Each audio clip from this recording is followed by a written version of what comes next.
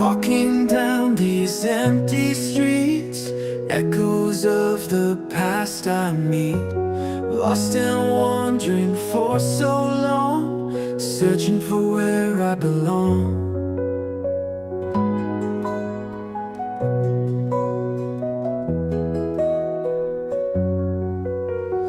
Sunrise breaking through the night, guiding me back to the light. Every step feels like a prayer, promises hang in the air. Come back home, heal your heart, where the love never parts. Come back home. Good morning, everybody. Good morning. How's everybody doing? It's Thursday, and Thursday means it's almost Friday. So happy Friday Eve, everybody. Good morning. Welcome to the Dear Brother Podcast. Good morning, Yolanda. Good morning, my dear sister. Good to see you. Good to see you this morning. How's everything going, Yolanda? Everything is good? I hope everything's good for you. You were in the prayer group the other day. I hope that we were part of that prayer that's going on. Good. It's good to see you. I'm doing very well this morning. I got new direction. I got great new direction, and that's what I'm going to talk about today. And so good morning, everybody. We're going to get into this podcast. I'm not short on time today. This is not a half-hour day. My other podcast on Monday, other days where I have to take my daughter to school, they're short podcasts. But days like today, like Thursday, like Friday, we have time, and I can spend some good time with you. Good morning, Xavier. How you doing, my brother? Good morning. And so we're going to go into new direction. We're going to go into some new direction because they say hurt people, right? And I think that's a true statement. I also believe that healed people heal people. And so that's really where we got to go. If hurt people can hurt people, then heal people can heal people. And I think we spend so much time on hurt people and what hurt people do that we don't spend a lot of time talking about healed people and what healed people do, right? And specifically because this is the Dear Brother Podcast, I was thinking a lot yesterday, y'all. I'm telling you, I've been thinking a lot about, podcasting is one thing, but then you got to think of the purpose of why you do what you do. And I really sat down yesterday and said, let me really think on the purpose of what I'm doing, right? And the purpose of what I'm doing, one of the reasons, let me tell y'all, number one, why I even got on the internet, right? I had really no desire to get on the internet. I had no desire to be a part of what I used to think was just shenanigans, right? Because there's a lot of people on the internet talking about a lot of stuff, a lot of irrelevant stuff. But I'm going to tell you what brought me to the internet. I was fine. I was home. I had done all my work. I didn't need to do anything else. But I see so much bad teaching on the internet, for men and for women. I mean, if y'all, let me know in the chat if y'all seen the same thing. It's just bad philosophy. It's a lot of people teaching out of disappointment and hurt. It's not a lot of wisdom out there. I think that's the point I want to make most. There's not a lot of wisdom out there where people are saying stuff to change generations. People are just walking people in circles, and not only walking people in circles. When it comes to like relationship, people are slamming men into women. I see so much darkness out there about the bad talk toward men, the bad talk toward women. And you know what I think about sometimes, y'all? What happens to family structure? What happens to society if you have an internet platform where people are completely devaluing relationship, completely devaluing men, completely devaluing women? I saw a thing from a young lady yesterday. She posted something about what chickens lay eggs and cows give milk. What do men do? And so I decided to read the comments, and it was thousands of comments. And the majority of those comments were, cows give milk, chickens give eggs. What do men do? Oh, men just give you a hard time. Men give you depression. Men give you bad days. Men give you hard times. What do men do? Men make you cry. What do men do? Men leave. And it was so devastating to watch this, to read these comments on this young lady's post. Let me know if y'all see the same thing. Let me know what you're seeing out there on the internet to make sure we're not seeing two different things. But what I'm seeing is disastrous, y'all. And then I saw a young man. He put up a post, and these were on two different platforms. But on his post, he was saying there's no benefit in a man to get married, and we can talk about that one day.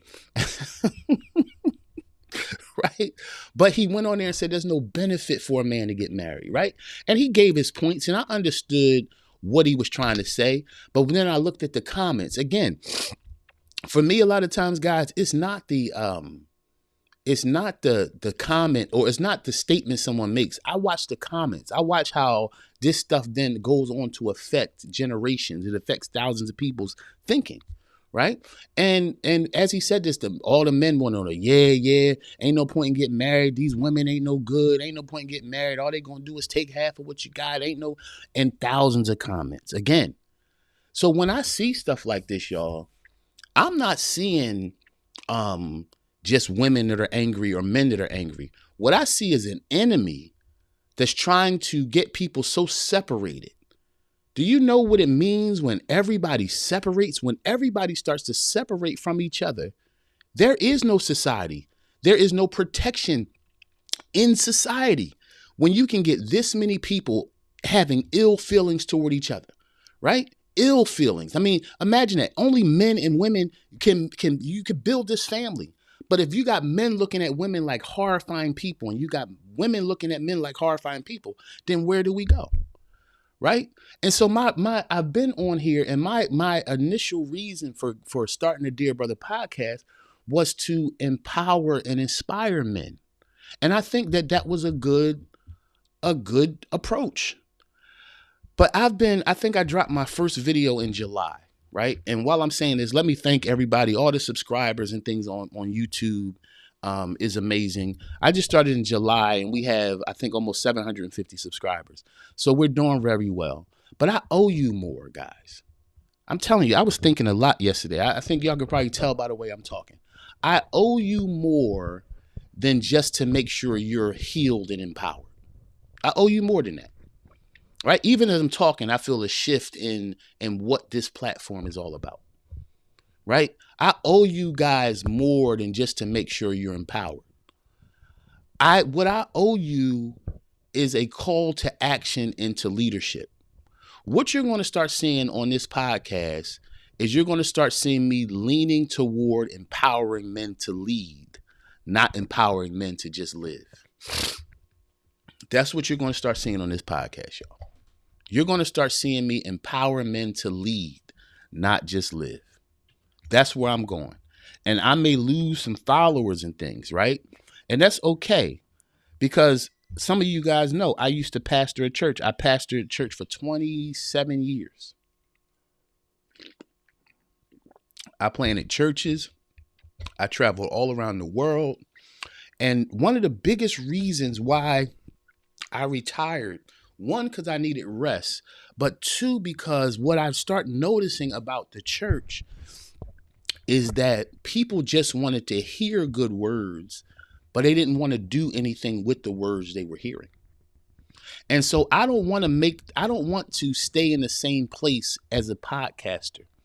I don't want to get behind here and make sure everybody's feeling okay, but not pushing us to do something with our healing or do something, right? If I'm going to talk to you about being a healed husband, the goal is to go get you to heal your family, not to just say, hey, I'm a healed man.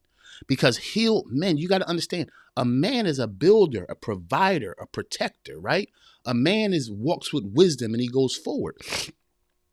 That means that a man that's empowered and healed, he needs to be activated, right? And what I'm seeing now is that there's not activation, right? Everybody's looking to be healed now. Everybody's looking for a better feeling. But you know what I yearn for? I yearn for the days before I was born. I wasn't born till 79. but I am a student of history. I'm a student of history. I'm a student, especially of movements. I'm a student of leadership or great leaders throughout history that did amazing things. I also have studied leaders who have done horrible things, right? But what I'm saying is, I have a mandate. I have a mandate from God to empower men to lead, not just to live. And so when you're on here, right? I don't want to stay in a place, and it's not to say that I'm not going to talk about healing men, but my purpose for talking about healing is to then get you to look inside of yourself and see what you can do for society, right? This is why I rather start with a podcast and talk like this. Going on a big stage and being a star, that's not the movement. There was a day where you enlightened people by standing on a stage, empowered people by the thousands. But there was something about, even Jesus would talk differently to his disciples than he would talk to everybody else, right? When I studied Malcolm X, he would talk differently to the people he was with than he would talk to the crowd. Because the crowd you can empower a crowd, and that's fine. But you have to discipline men that are going to be change agents. And this is where I'm going, man. This is where I'm going.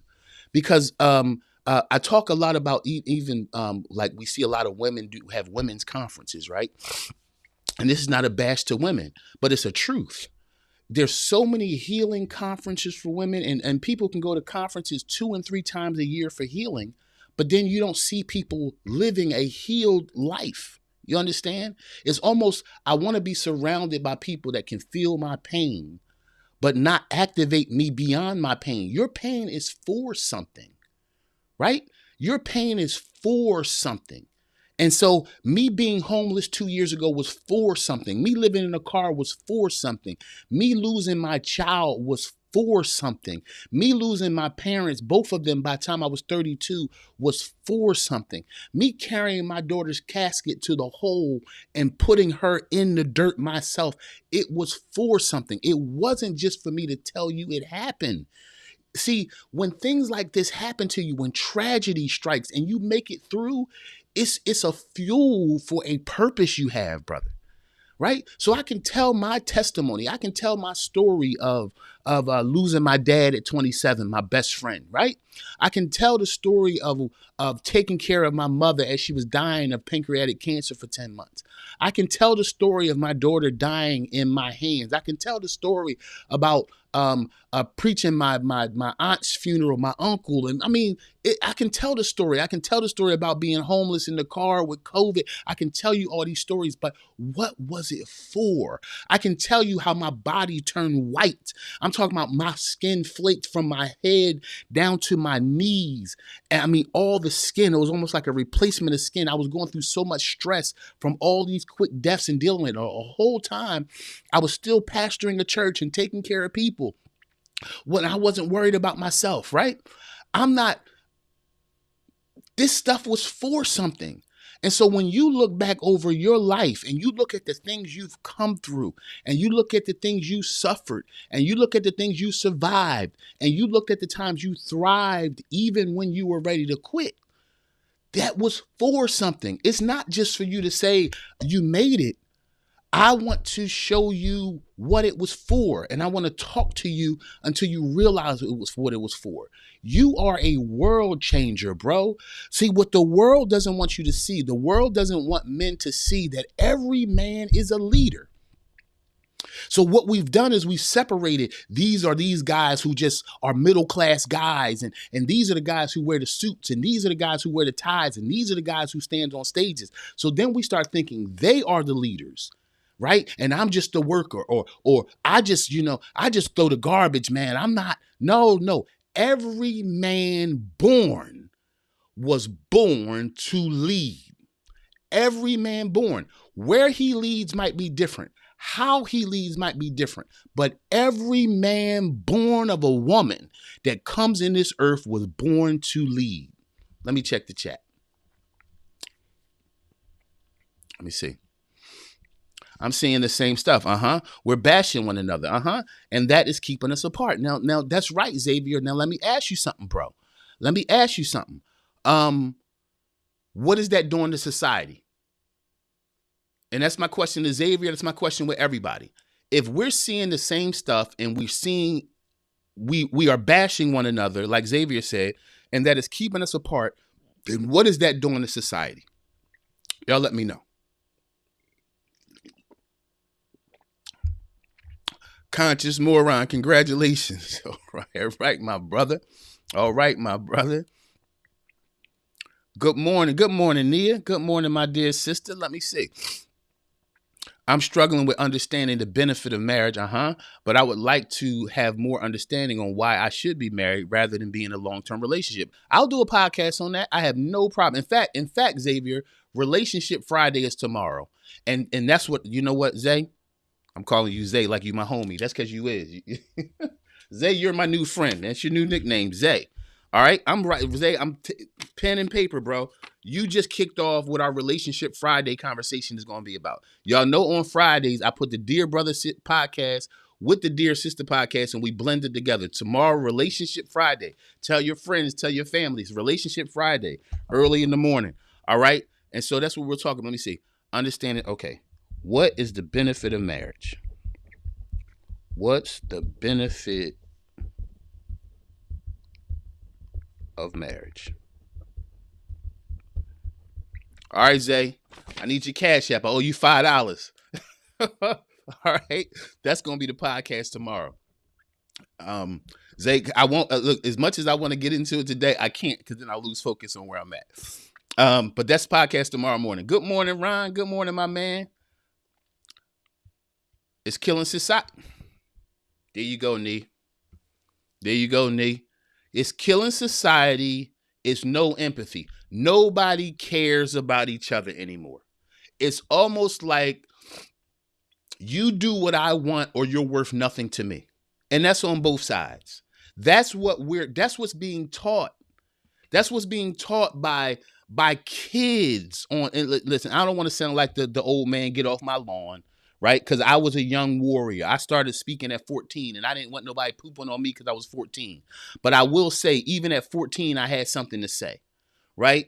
I am disgusted by these kids on the internet that know nothing about nothing, right? But they're leading people wrong by the masses.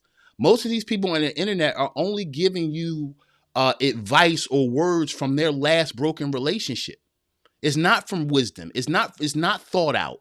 It's not developed thought. It's anger. It's rage. It's I'm pissed off. And my fear, again, I don't have a problem with a person that's just on the internet being pissed off. I have a problem with the thousands of people who now take a pissed off thought as new philosophy for relationship and how we should live in society. That's my biggest problem. And I agree with you, Nia, completely, right? It's killing society. Men are saying, women, if you're going to be, if women are going to be valuable, you got to be this, right? Right? If you're going to be valuable to men, you got to be this. And women are saying the same thing to men. If you're going to be valuable to women, you got to do this. And the problem is that nobody is being themselves.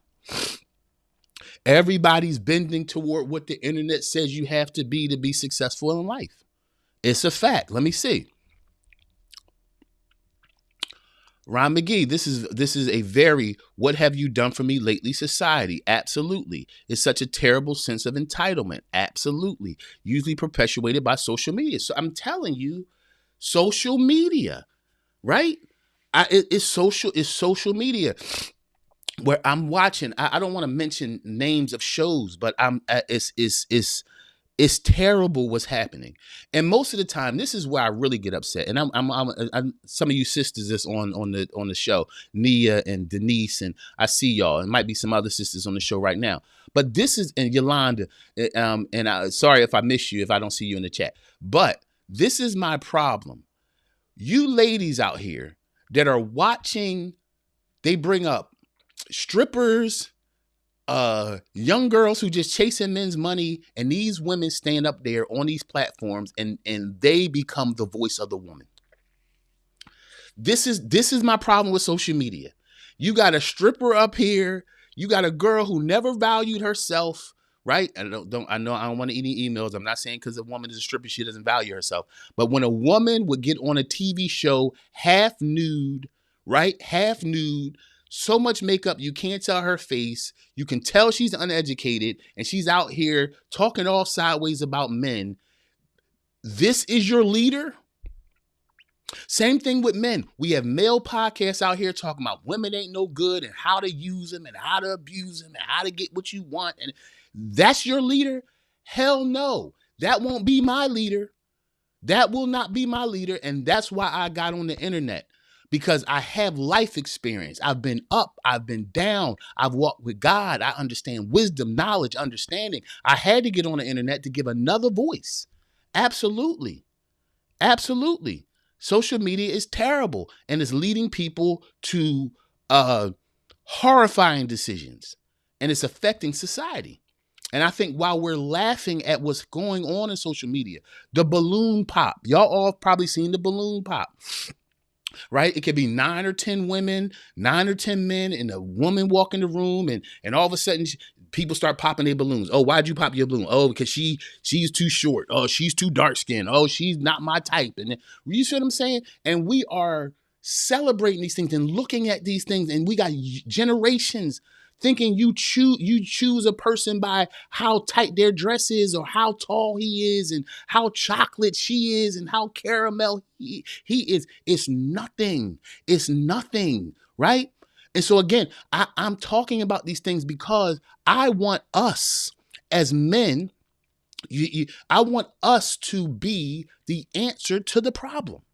That's your purpose in the world, brothers. Your purpose in the world is to be an answer to a problem. You were born to solve a problem.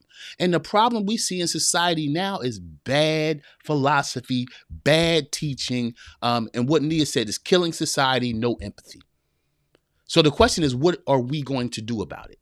And that's why I'm turning my podcast in the direction of I will heal you. But my next question is, what are you going to do with the healing? You can't be a man that says, I feel better. Fine. After you feel better, what are you going to do? Not just for you, for society. And again, I might lose. I hope I don't lose anybody, but I know I might lose some because there's some men that just want to sit back and just feel better. No. My heroes that I look back in, that's why I said I was born in 79, but I wish I was born earlier, because those men, and I'm not just talking about one race of men. I'm talking about, and women too, right? That stood up for causes. Y'all hear me? Stood up for causes, became the face of a cause. Right? Became a face of a cause. They stood up and became the face of a cause and would stand against anybody face to face and stand for their cause, right? Whether it was civil rights, whether it was women's rights, whether it was Latino rights, whether it was Asian rights. I'm a student of history, right? I want you black people to know as well, right? Understand that we aren't the only people that fought for rights, right? Women, you aren't the only people that fought for rights. Right? It was Asian abuse going on. It was Asian activists that stood up for the Asian people. There were Hispanic people. Louis Huerta, she was one of the strongest Latino women to stand up for the farmers.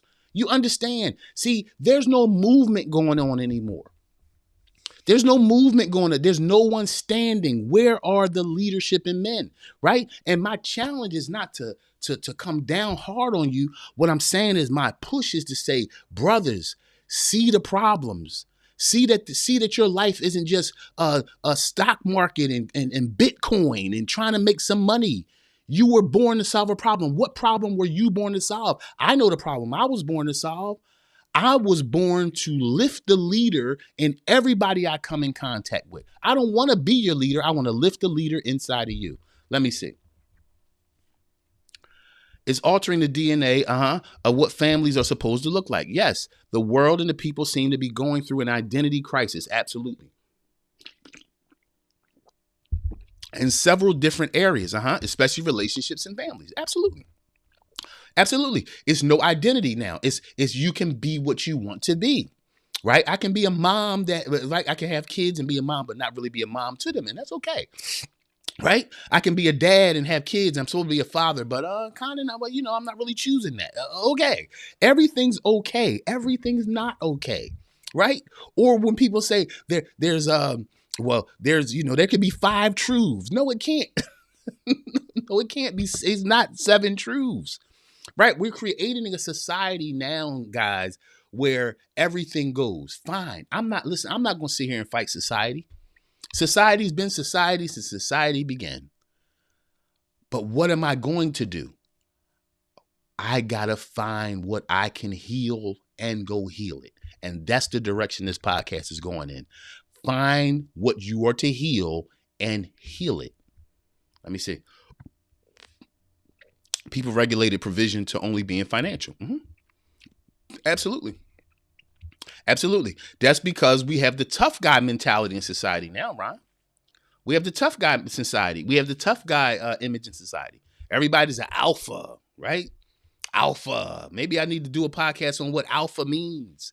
Alpha means leader. Alpha doesn't mean dominant. Alpha means leadership. Alpha means I'm going to get in front and lead everybody to better spaces. We've misconstrued alpha. Alpha is just the loud talking, muscle bound, beer drinking guy who just says whatever out of his mouth. And that's why you see why the presidency went the way it was. Donald Trump didn't get elected because he's a good leader. He got elected because there's a lot of men who don't feel like they have any authority in life. And that man on TV became an image of bombastic attitude. I'm the leader and I don't care what nobody thinks. There was a lot of men who voted in this last election. And listen, again, this is not a political show. I'm just telling you what happened. I'm telling you what happened. There's a lot of men who never voted before, a lot of young guys who never voted before. And now because everybody's looking for a hero, there's no male leadership. I don't want people to get offended. There is male leadership. These internets are so soft these days. I'm talking about national leadership. I'm not talking about just in one thing, right? I'm talking about the voice who can stand up and give voice to men nationally, right? That doesn't exist like it used to. Because again, society is making everybody be a tough guy or be bombastic. Again, let me get back to the election. They didn't care about his policies. He doesn't have any policies. They loved his rudeness. They loved his rudeness. Now listen to me. Don't get angry at these people. I'm telling you, there is hundreds of thousands, even millions of men who feel like they have no place in society. They feel like they're irrelevant in society. They feel unheard. They feel like nobody listens to them. And the first person, it didn't have to be Trump. The first person that jumped on TV and had the I don't care attitude, I will blow this house down, they respected it. Again, this is not political. I'm not involved in politics at all, because I realize that that's a whole soap opera they throw in front of us as a distraction. I'm just letting you know why. There's a problem in society where men need leadership. And if that's the problem, then how are we going to solve it? That's where I'm going. Let me see. Oh my God. It's heartbreaking. Absolutely it's heartbreaking, Nee. It's definitely heartbreaking. Let me see. But the majority takes it and runs with it. Yes. You know why they run with it? Because they don't have leadership. The world is looking for leadership. The reason why you have so much wild stuff going on out here is because the world is looking for leadership.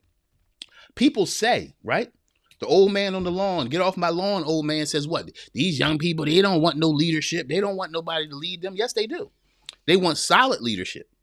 You know why people run wild? Because they don't have a leader.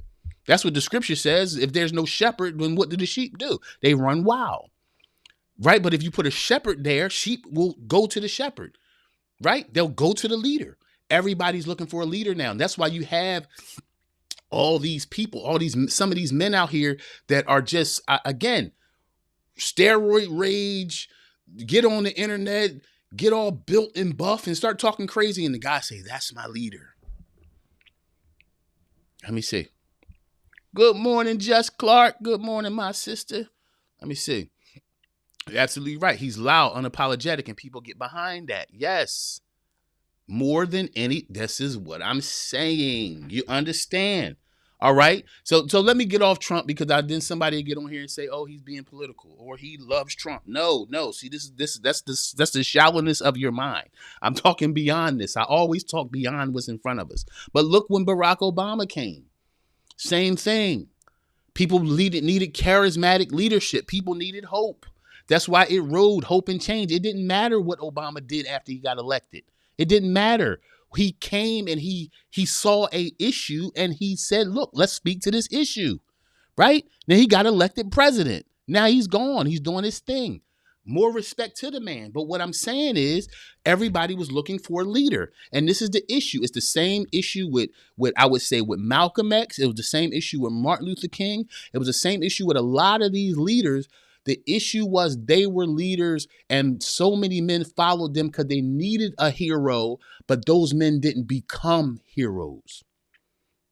I took the long route. It's 30 minutes in.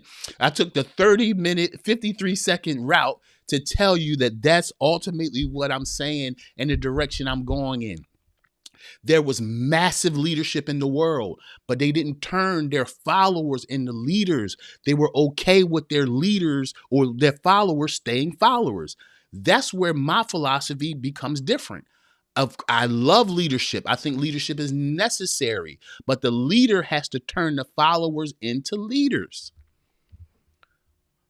Didn't Jesus do it? Jesus came and he walked with them boys for 3.5 years and then he left. The goal was to do what? Turn them into leaders. That's one of the strongest things about Jesus's leadership was that he left. Oh man, I want to get some of you leaders, you need to hold on to that. The strongest thing about Jesus's leadership was that he left. He did not stay in position to not allow those boys to become leaders. When he said that, I don't want to preach a sermon here, but I'm going to say it.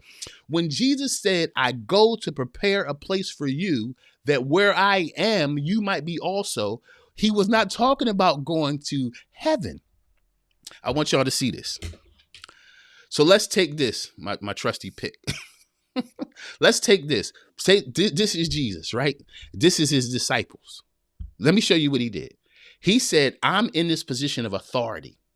I have power. I'm a teacher. I'm a leader. I'm doing my thing. And you know what he does? He says, after I do my thing, I'm going to go so you can come in. I go to prepare a place for you. He wasn't talking about going over there to prepare heaven. He was talking about this spot of authority I'm in, I'm going to leave it so you can sit in it. I'm going to leave leadership so you can become leaders. That is the goal. And that's where a lot of leaders miss it. You move out the way. You prepare people to lead, then you move out the way so they can become leaders.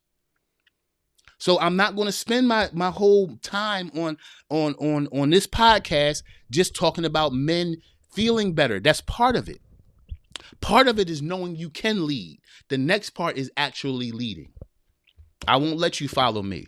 I'll make you lead. Let me see. Ron McGee, it was an appeal to people's sensibilities. Absolutely. Absolutely. So this is the thing. It didn't matter. I know a lot of people say, well, he's a liar. He's a liar. Do you see how when the world is looking for leadership, it doesn't matter if that leader's a liar? And I want to throw this in for some of y'all too, because I know there's some people on here that understand this. I'm gonna say this. As much as people say, look, I hate this guy, he shouldn't be leadership. Do you know that some of your pastors have the spirit of Trump?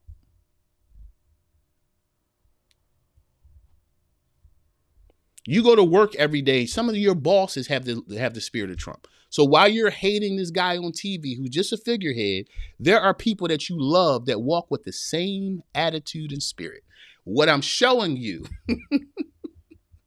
is that bombastic style of leadership is what people crave.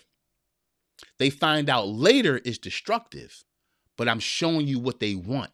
They didn't want that particular guy. They want leadership. Let me get into the show. 34 minutes in, I ain't get into the show. So what I'm talking about now is I'm talking about empowering men to lead. I'm empowering men to lead. and how to build a legacy of change, not a legacy of money. Go get your money, bro. That's fine. I'm talking about legacy of building a legacy of change. You can build a legacy of money. You can build a legacy of building acquisition, but are you willing to lead a legacy of change? That's the men I'm looking for. That's the men I'm looking for, right? That's the men I'm looking for. And if you're one of those guys, go to my website, get on my mailing list. I'm about to start putting out a monthly newsletter. And for you guys like Ron and some of you guys, I need you guys, you want to write an article, let me know. Because we're going to go forward, right? And you sisters too, you know, let me know. Email me. Get on my mailing list. Go to my website. Get on my mailing list. But email me, christian@christianwinners.com. I would love to have some of you guys write some articles for the newsletter we're going to put out. Every month, we're going to put out a Master Built newsletter, Master Built Men newsletter. And the voices of you women are welcome. Let me see. So when we talk about leadership, again, leadership is all about finding a hurt and healing it. Leadership is not just about declaring I'm going to be a leader or I'm a leader. No, leadership is born out of necessity. Leadership is born out of people needing something or something being broken, right? So there's a lot of leaders who just declare they're a leader. Well, leader of what? Right? So the first thing you have to do as a man is find what hurt you're able to heal. That's it. It's finding what am I empowered to heal? Well, Christian, how do I understand that? Well, what do you hate? What do you hate to see in society? Most likely that's the thing you're called to change in society, right? So in order for us to change society, we got to find, and each of us have a different thing. Some of us had the same thing. And when we get together, we can have more impact. But each of us was born to solve a certain problem. And guess what? You're already empowered to do it. You just need to know. That's why I'm here, to stir up the gift within you, to let you know that as a brother, you were born to lead. Right? Now it's up to you to decide what that is. Look back over your life. Decide, what did I always mislike? What did I always hated to see? Right? What did people tell me I was good at? I'm talking about before you really knew you. People would say, look, you've always really been good at this, right? You're real kind and patient with people. These are the breadcrumbs that start to tell you who you are. Like once you get my age, you pretty much know who you are, right? You know, but you got to look back over and see the breadcrumbs, man. See the things that led you. For example, for me, when I was in high school, at my high school table, it would be a crowd of people standing around the table. And we would just be talking, and I would be leading the conversation, laughing and joking. Hey, what you think? Oh, what you think? What you think? See, back then, right, I started learning who I am. That was a breadcrumb. I couldn't just see that as, okay, people come to my lunch table and like to stop by. No, every day people are coming by. Every day it's a crowd around the table while I'm sitting there eating my fries, and everybody, see, there was a reason for that. Look back over your life and look at the breadcrumbs on what you're called to change. Again, most of the time, the thing you hate to see the most in society is the thing you're called to change. You got to know that. So look for the breadcrumbs in your life, right? And then understand this, that when it comes down, let me see who's in the chat. I don't want to miss anybody. Let me see. Good morning, Troy. Good morning, my brother. Good morning, my brother. See? And so what are you called to do, men? That's the question. What are you called to do? Right? See, these are the things. What's the true definition of leadership? The true definition of leadership is true definition of leadership is three things, bro. It's three things. It's influence, it's service, and it's commitment. What can you influence? Who do you serve? And what are you going to commit to? Those are the three questions you must ask yourself for male leadership, right? For some of y'all who just want to sit around, bro, sit around. But I am determined to raise up leadership, male leadership all over the country, right? And so what I'm doing, let me just throw this in. I'm not going to hesitate no more and keep on thinking about this stuff. Ultimately, I want to raise up 100 men in every city. 100 men in every city. And what I need is men in those cities who would say, you know what, Christian, I want to lead a group in my city. I want to lead a chapter of master built men in my city. I want to lead a chapter of master built men in my community. I want to lead a chapter of master built men on my campus. That's what I'm going to do. No holds barred, no holding back. I did not get on here to have a podcast just to get monetized so I can have a bunch of followers and talk a lot of trash. No, this was my platform to gather men together. I need 100 men in every city, every community. That's what I'm looking for. And I need men who will say, you know what, I'll take up that mantle. I'll take it up. I'm in. That's what I need. If that's you, bro, go to my website, christianwinters.com, email me, tell me, Christian, I'm in. This is where I'm from. This is what I'm trying to do. First thing I'm going to do is send you this book. First book I ever wrote. Y'all never saw this. First book I ever wrote about leadership, Straightening the Crown. It's the first thing I'm going to do is send you that book. And then we're going to start building a community. I'm telling you right now, ain't no more sitting back. You ain't no more sitting back complaining about how bad society is and nobody feels they're called to do anything about it. No. If what you see out in this society breaks your heart that much, that means you're called to do something about it. And you sisters too. Every movement is motivated and pushed by men and women. Is this a men's movement? Yes. Do I have the Dear Sister podcast? Yes. But that's not for the movement. Right? I'm healing sisters over there. But if they want to come help us heal the country, come on, sisters. We need you. We need you. But this is what tip I'm on, ladies and gentlemen. This is where I'm at. You want to know where Christian is at? This is where I'm at. A national, international movement. I want to be a voice for men and to men in this world. I listen, I'm going to die empty. I'm going to die empty. I'm not going to die with one little molecule of giftedness in me. I'm going to die empty. I'm going to spill it out on this world. What are you going to do? Huh? What you going to do? You going to spill you going to do something? You going to spill your gifting out in this world, or you just going to half step? Come on, where's your investment? We're going to keep on investing in new trending clothes every year that we won't even care about in the next 2 seasons? Or we're going to put some investment in something you want to write, something you want to say? See, this is the question, brothers. Deaf to distractions. Who are you and what you want to do in society? You just want to keep on meeting ladies? You want to keep on seeing how many girls you can collect? Is that your goal? Is that your purpose? Is that what you were born for? Huh? How many women you can be with? Is that what we're going to keep on cheering on? No, I'm going to check society. I'm going to check manhood. That's what I'm going to do. I'm willing to die for what I'm talking about. That's what y'all need to understand, right? There was a day when men were willing to die for what they believed in. Now people don't even believe in anything enough to die for it. This is my problem with society. And if I can get this pissed off about society, that means I'm called to change it. My question to you is not what I'm called to do. What are you called to do? And how can I help you get to it? How can I help you get to it? Life wasn't just to beat an 8-hour clock every day for somebody. I'm not saying you got to be an entrepreneur. Think higher. Lift your mind when you hear me talk. Lift your mind when you hear me talk. I'm never talking shallow. I'm never just talking. Huh? Your life is not to beat an 8-hour clock and get tired and just one day and give somebody 30 years of your life. Do you know that system was made to just wear you out? That system was made to wear you out till you die. No. So what am I saying? Your job is a resource. Your job is a resource for you to have the things you want in life and then push your dream. That's what it's for. You don't want to at your funeral, man. You don't want to at your funeral, somebody grab your obituary and say, oh, they went to the such and such public school system and they fell and bumped their head when they were 17 and they graduated from such and such and they leave to cherish their uncles, their aunts. No. I want somebody when they open, first of all, I was about to tell y'all my business. But anyway. It's not going to be any program when I die.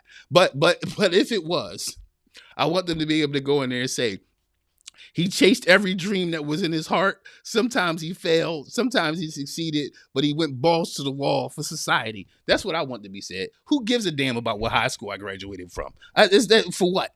Who cares what degree I had? For what?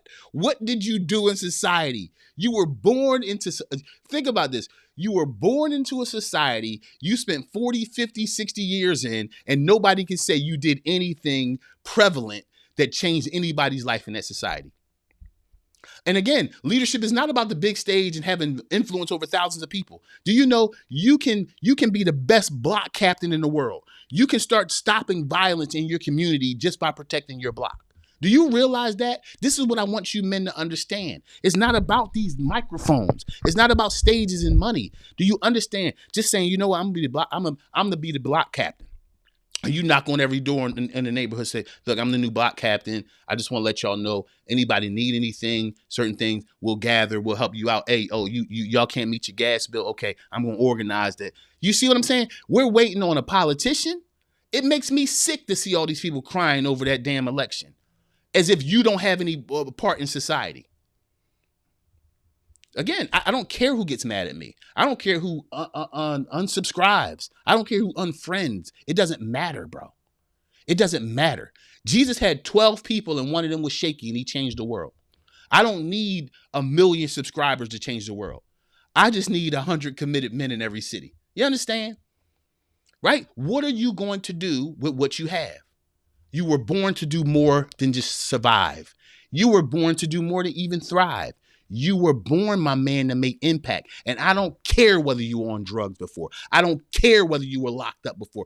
I don't care what crime you did in the past. I don't care about none of that. You came through that for the reason of becoming an effective person in society. I don't care. I don't care what happened to you. Well, Christian, how can you not care? Stop crying. I've been on here since July talking about healing. Right? What was it for? I was on dialysis before. I was almost dying on a kidney machine. What was that for? For me to say, oh, you know, thank God I got a kidney. I'm not suffering. No. I saw so many people suffering on them dialysis machines.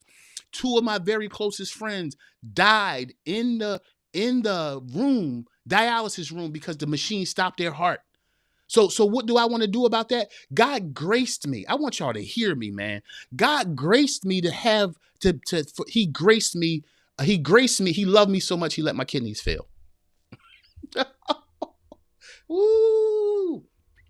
God loved me so much he let my kidneys fail. So he can send me through a dialysis center so I can see what people are going through in there. And part of my life's purpose now is to build centers right near or next to, if I can, dialysis centers, because I know how people need to be cared for afterward. People are dying in there, right? And I know what they need to survive.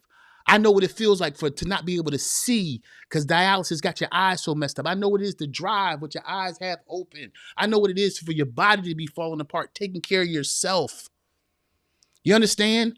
So I can talk to these things. For you brothers that are married with a wife that don't care about you, I know what that is. I was married to a woman that didn't care nothing about me.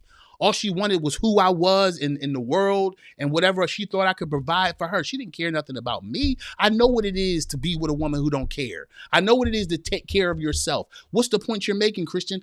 I have lost a child. I have been through an abusive marriage where the woman was abusing me, right? Mentally, emotionally, breaking me down. I know these things. I can't sit back and say, oh, thank God I survived. No, I have a mandate to lift men up past their pain into leadership. Let me check the chat. Let me see. Ron McGee, that's true. I've always been great at conversing, and people and making them comfortable, Younger me thought there was a gift to get women, Professional me knows that's what I teach and reach young. Yes. You see what I'm saying? See, because understand this, the gift, that's the scripture says this, gifts are given without repentance. What this means. It means that God can give you a gift. And even if you don't use it to bless people, God doesn't take that gift back. You'll still have the gift. So let's take what Ron said, for example, and I understand it. He said, younger me thought it was a gift to get women. It's the gift of gab, right? And so when you give that gift, when you see this, you can have a gift.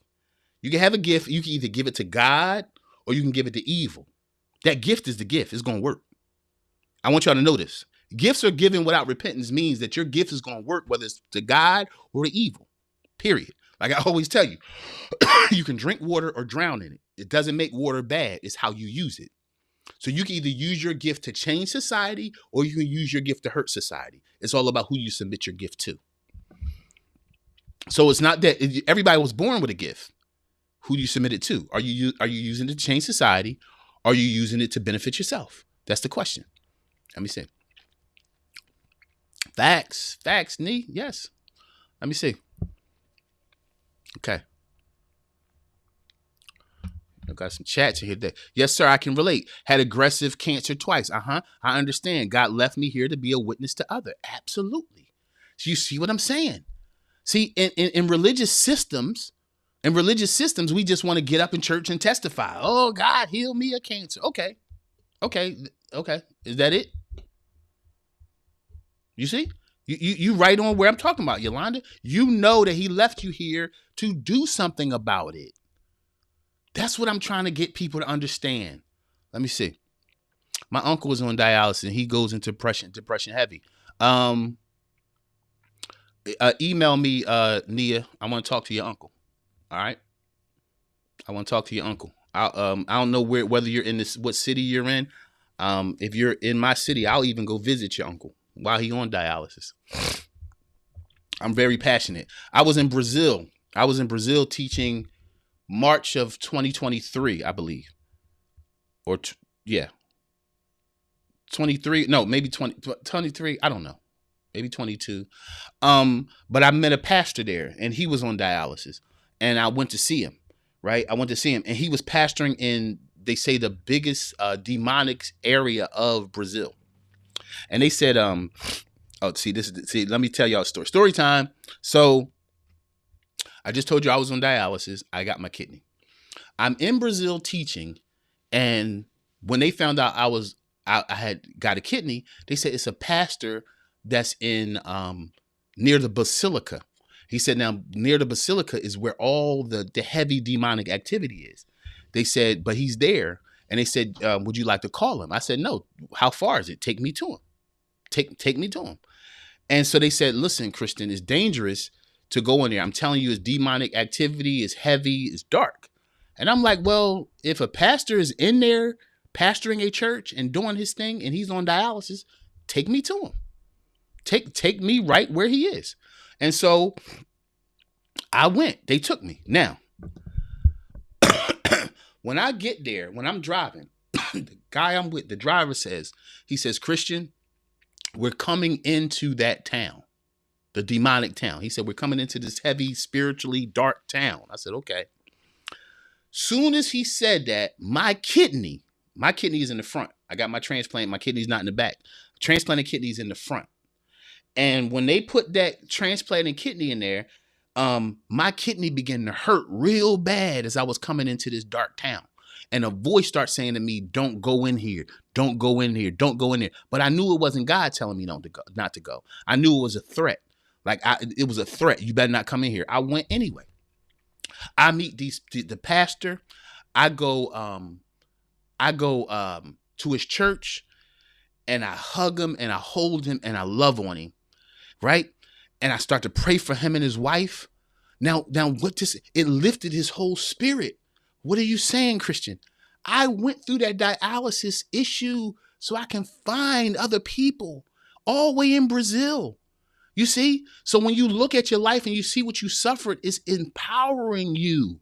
It's measuring you for greatness. It's not squashing you. You're being measured. Let me see. When God healed me, the doctor said he thought I wasn't going to make it. You see? Let me see. Okay, you're in Chicago. All right. Well, look, hook me up with him. If he got an email, a phone number, tell him I want to holler at him. All right. Email me, Nee. Email me, Christian@ChristianWinners.com. Tell me it's not time to give up on his life. This ain't no mistake that I'm talking about this morning. There's no mistake that you brought up your uncle on this platform. It's not time. It's not time to give up. Tell him I will give him. Email me his phone number. I'm going to call him. It ain't time to fold, buddy. It's time to lead. Time to lead. I was leading on in the dialysis center. I'm dragging in there, dying like everybody else. But I'm good morning, everybody. How y'all doing? Bringing everybody's favorite donuts and cakes and coffee and this, because I wanted people to live, even though I was dying. You see what I'm saying? This is leadership, ladies and gentlemen. It's leadership. It's leading even while you're bleeding. It's leading while you're hurting. It's leading because as man you were born to lead. Again, leadership is what? Influence, service, and commitment. Right? Let me tell y'all a story. Story time. There was a man in Pittsburgh, and all he knew how to do was pottery. He knew how to do pottery really well. So he saw all the neighborhood was tore up. Neighborhood was tore up really bad. And so what he did was he bought a row home, an abandoned row home. He bought the row home, and on the first floor, like where that living room area would be, he built he made it a school for pottery, right? Just in an old abandoned house in the ghettos of Pittsburgh. And kids would come by after school and learn pottery with him, right? And he would teach them pottery to keep them off the street, to keep them safe. I want y'all to Google search when you get a chance. Google search the Bidwell Center in Pittsburgh, the Bidwell Center. This man started by just teaching pottery. That's all he knew how to do. I want y'all to peep this. That's all he knew how to do. If you're on YouTube, hit the like button. Hit the like button. It tells YouTube it tells YouTube to show us to other people because we have a dope show. If you believe we got a dope show, hit the like button. And Yolanda, you are always on Facebook, Yolanda. You're one of our most faithful members and crew members here. Yolanda, please get over to YouTube and just subscribe to the Dear Brother Podcast and hit that like button, my sister. Right? So all he knew how to do was pottery. When you look at the Bidwell Center now, it's pottery, it's photography, it's culinary. He built a school, hundreds of thousands of square feet. And he brought other people in that also love to teach what they do. And do you know now companies in Pittsburgh, and I think he started another 3 or 4 of them, different places in the country. People call him to get the students that he's trained before they even worried about kids in university. Companies are calling him saying, look, we need to fill these positions. Who you got? Because they trust him so much. The way he trained impoverished people, and the school is free. It costs nothing to come to the school. It's fully funded. And you can go there and learn your greatest trade. And then Pittsburgh is hiring people from the Bidwell School. These people were poor, from the ghettos, had nothing. They went to Bidwell, became something. And it all started with one man with one gift in an abandoned house. Don't tell me you can't do something. Don't tell me you can't do something. Let me see. Oh, you did. All right, Yolanda. You just be watching on Facebook. That's what it is. Just like the lepers, as they went, come on, Yolanda. Yes. As they went, they were healed. We have to go and do the will of God in the midst of pain and suffering. You have to go. That's why I'm going now. That's why y'all hear this fervor in my voice. I don't care anymore. I'm not wasting no more time. I'm not thinking. Sometimes I sit there and I outthink myself. Anybody else do that? You got a vision on your mind and you outthink yourself. You just overthink. And then you realize all your work was thinking and you might not have ever got to the thing because you were doing so much work thinking. Ain't no more. The world is in trouble. Pain and death, they ain't considering nothing, man. I want you men to see this. Sickness, disease, pain, murder, all these things that's happening in the world, they're not strategically doing, it's just happening. And while we're thinking, all these things aren't. It's just being destructive.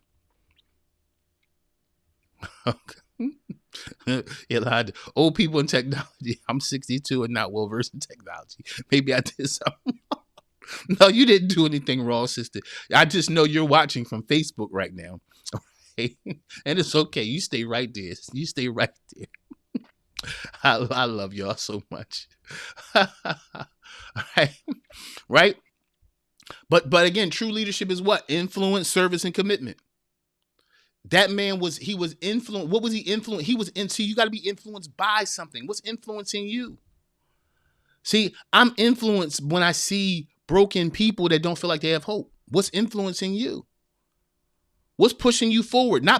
What's the thing that's pushing you to do something greater than just self-pleasure? getting stuff for yourself, making sure you good. What is it out there that will make you forget about you? Ooh. What is it out there that will make you forget about you and you'll be committed to being a change agent in that arena? What is it? What is it? Otherwise, you'll always be on the roller coaster of life playing these emotional games with yourself. You got to choose what you are to do. How do I do that, Christian? Like I told y'all before, what hurts out there do you see and you're determined to heal those hurts? That's what you got to do as a man. All right? And this is the thing. You got a responsibility to lead, man. Again, every man was born to lead. Something. So when you come here in the morning, know that I'm going to push you to lead. And when we do the evening show, I'm doing an evening show called Dear Brother Uncut. I'm going to start doing that at night. I think I'm going to do it on Wednesday nights. I think my manager, Ron, told me that's what to do. Ron McGee, I'm messing with you. Number 3, how leadership begins with self. Leadership begins right here. Leadership begins right here. Right? It's not all about everything else. Leadership begins in the heart. Leadership starts with your own discipline. Right? And leadership starts with discipline. Do y'all know it wasn't when my lady, see, I got to give credit to my lady for this morning show. I do. Because I was dropping videos, I was being consistent, doing my thing, and it was growing my channel and everything. And one day my lady looked at me and she said, "You like to get up early in the morning. Why don't you do a live morning show?" And I'm like, And then, the next day, I think I started the live morning show, right? But it takes discipline, y'all. If you're going to lead, it takes discipline. It doesn't just take passion. That's another thing that I need you guys to understand about leadership, man. It doesn't just take passion. Passion will carry you, but for so long. Discipline is what it takes to continue in your passion. Discipline is what it takes. If you're gonna have legacy, it takes discipline. It takes me. I'm telling y'all, one day, I was so tired. This was probably last week. Was Wednesday? It's Thursday. What's the day? Thursday. It might have been last week, or it might have been Monday. I don't know what day it was. It was just recent. I set my alarm for 4:15, 4:25, 4:35, 4:45, and it was one morning, y'all. I kept on hitting that snooze button. I was so tired. I wanted to stay in the bed. So it was Monday, matter of fact. It was Monday. Let me tell you, I'm keeping it real with y'all. Y'all my people. Monday was like Veterans Day or something like that. And Veterans Day has nothing to do with podcasting. It has nothing to do with anything. I was laying in my bed like, man, it's Veterans Day. Maybe I should do a show today. I was so tired, right? And I told I looked at my phone. And it was 5:27. Now, mind you, I'm still upstairs. I'm in my bed. I'm laid down. I'm nice and warm.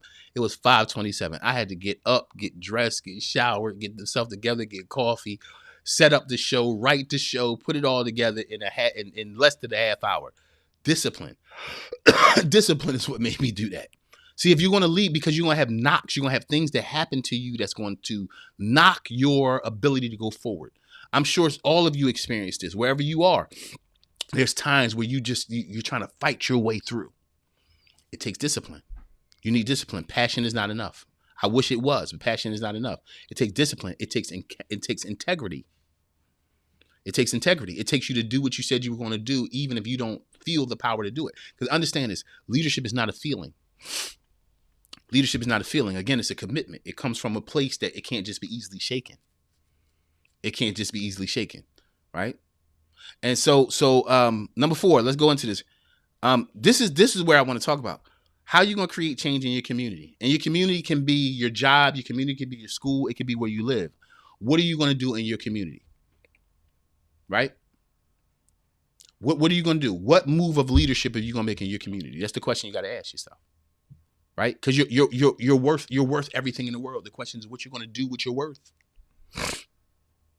And so this is where I'm going, guys. This is where I'm going with this podcast. I'm going into focusing on lifting the leader in every man. Lifting the leader in every man. Go to my website. Please sign up for my christianwinners.com. Sign up, get on my email, give your email I'm going to be putting out newsletters every month. I need it. And if you want to be a writer in that newsletter, email me, christianwinners.com. Christian at christianwinners.com. And let me know if you want to be a writer in that newsletter. Let me know if you want to write some articles for that newsletter. It'll be to strengthen men. I invite the ladies too, because listen, ladies are a part of the strength of men. You can't be as strong as you want to be without the ladies. Ladies are so. If y'all want to write articles, let me know. I'm doing each month. I'll be putting it out. Okay.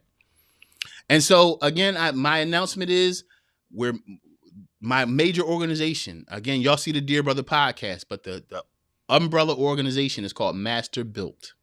Okay. And we're a nonprofit. We're nonprofit. Master Built Men is a nonprofit organization. And that's what this podcast is pointing everybody to. What are we going to master build? Right? And once we master build ourselves, there's something else we have to build as well.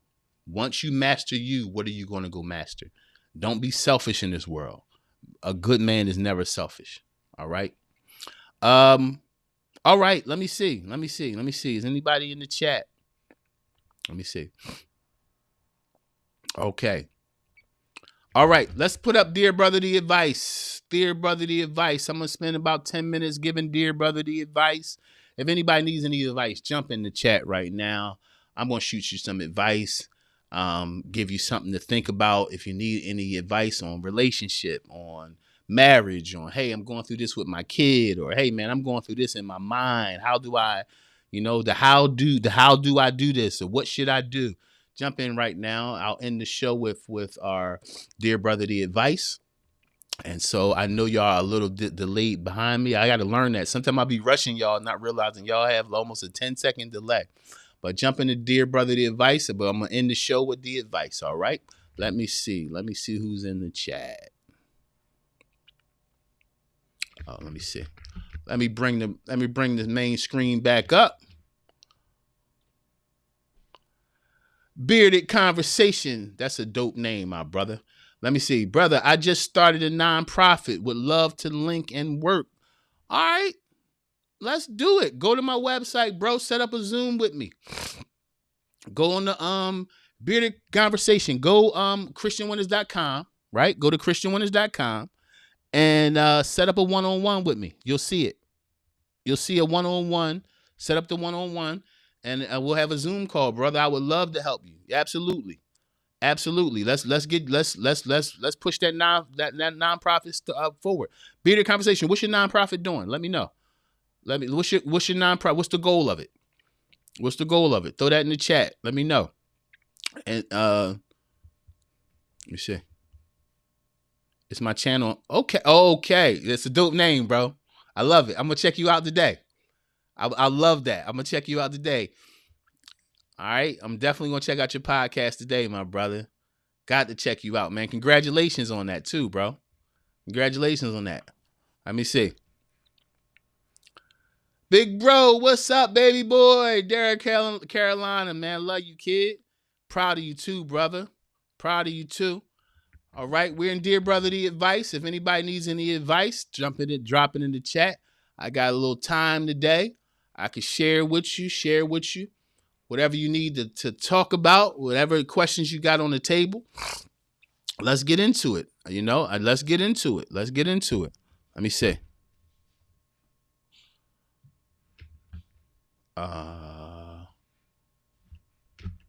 Let me see. Help building youth. Let's talk, bro. Bearded Conversation. Where you from, bro? Where you from? Let's see how we can support your movement in your city, bro. HBY, helping building youth 17 to 21. I got something. You know what? I got something I might be able to help add to that too. I'm starting a publishing company for boys between the ages of 8 and 18. Bearded Conversation. We'll talk about that when we get on our Zoom, bro. Yeah, I'm starting a podcast. Not a podcast. I'm sorry, a publishing company for all male authors between 8 years old and 18. I love it, bro. Let me see. robotics and STEM CDL classes and trying to sponsor youth sports program is, bro, go on my website, bro. After we leave the show, bro, go on my website, set up that one-on-one. I'm looking forward to talking to you. Oh, we got another Chicago. Okay, Chicago. All right, Chicago in the building today. I love it. Let me see. Nia. Hey, brother, I'm starting to dislike people a lot. My line of work. I see the worst of the worst. Please help. Okay. Okay. Um, hey, brother, I'm starting to dislike people a lot. Okay. Okay. My line of work. I'm going to try to answer this question without asking your line of work because I don't want to get in your business. Let me see. Do I have a private chat? I think I got a private chat. Private talk to a host or other guests. I don't know how to do this. Anyway, I do got a private chat. I just don't know how to. Let me see. All right, I don't know how that works. Anyway, so I'm trying to. Okay, I'm starting to dislike. Okay, so let me talk about it from my perspective. Okay. Nia, you probably know from being on the podcast, there was a time I was a pastor years ago. Well, I retired in 2019. There was times where I disliked my congregation, like, and I'm not saying individuals, but I think I was more exhausted. Let me put your question back up so we can know what we're talking about. I was more exhausted, I started getting exhausted with people who didn't want to do anything. Right. I'm the same guy now. Y'all can see I'm the same guy now. I'm exhausted with people that just want to talk or listen. I'm exhausted with that. I mean, I've always been exhausted, but I'm an action guy.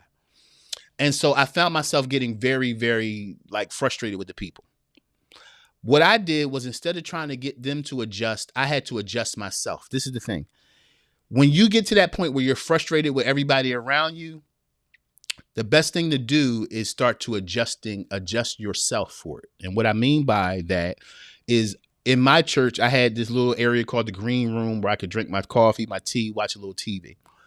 I would park and I would come into that room.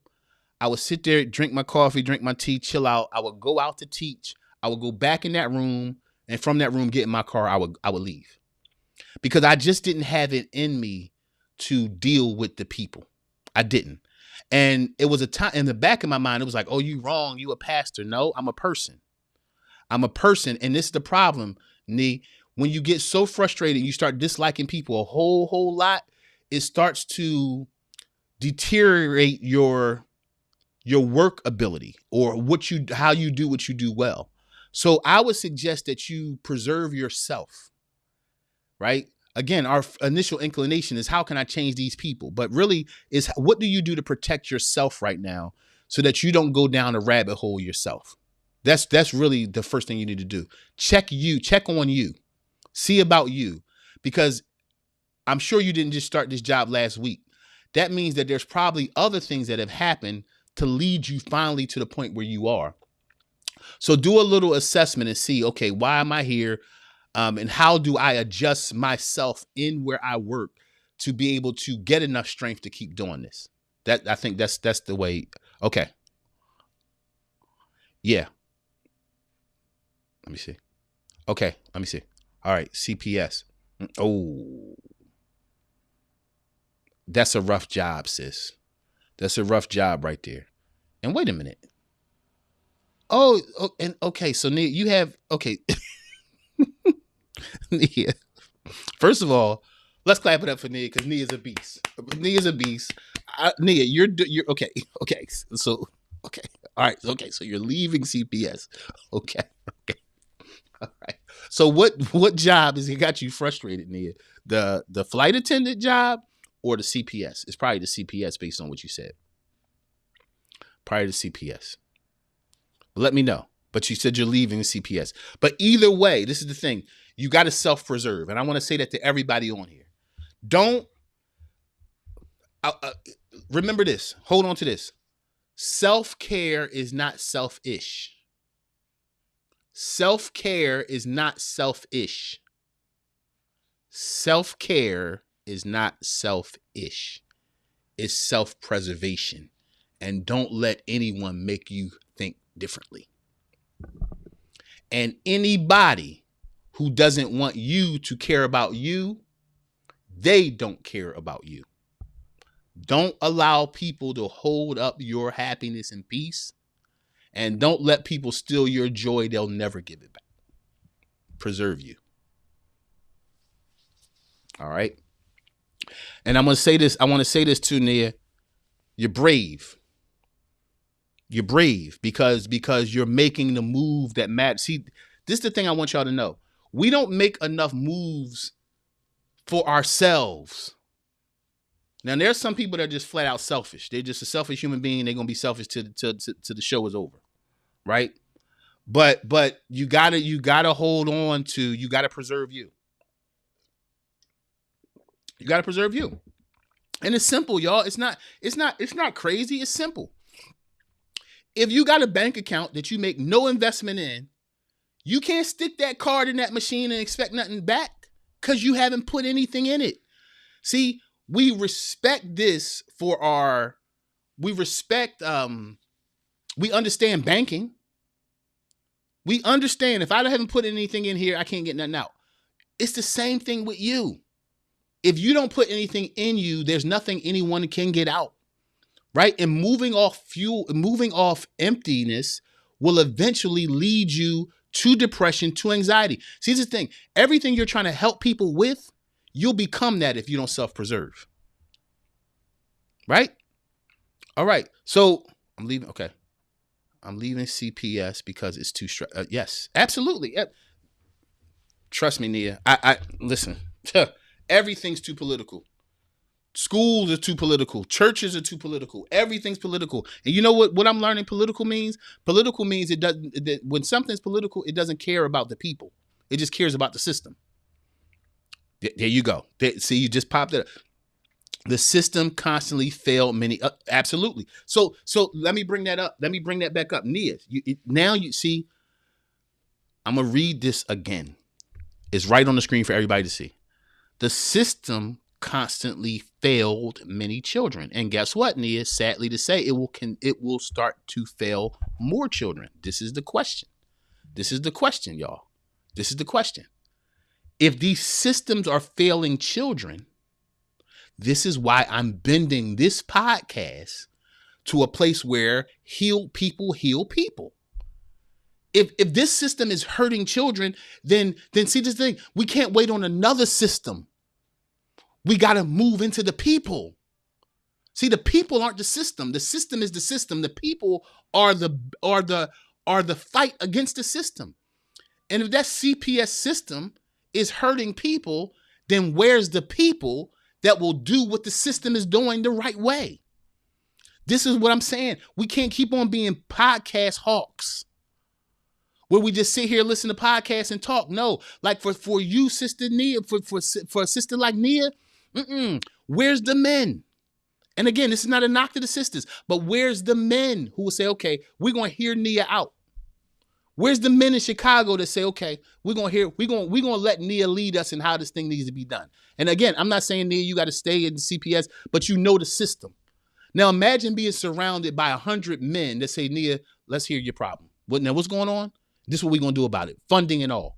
This is what I'm trying to raise up. This is why I'm behind this microphone, not just talking about healing, but talking about action after healing. Let me see. I think I'm missing. Kendra, good morning, my sisters. Facts, Kendra says. Absolutely. You got to take care of yourself. I think that's what you're saying, facts, too. Let me see. And let me go back to this. The system fails too many people. What are we going to do about it? That's where I'm at. What we going to do about it? Do you know? Okay. Y'all remember you heard of the Black Panthers Party, right? One of the biggest problems, one of the biggest issues that the Black Panther Party saw, in fact, one of the first thing they did to launch really their movement, people sleep on this, before the black hats and the black leather jackets and all that stuff, before any of that, you know what the Black Panther Party did? They started a breakfast program. And that breakfast program fed thousands of kids because the kids were going to school. They had nothing to eat. They had no way to really nourish themselves, and they were being responsible. The kids were being asked to stay in school all day. They were being asked to fight their way to school and fight their way home through the violence, right? And the Black Panther Party started the breakfast program. They saw a problem and they solved it. They didn't ask the government for money. They didn't ask the government for grants.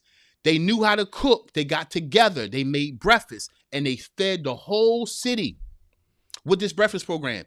It was one in Chicago, one in LA. They start moving it around the country. You see what I'm saying?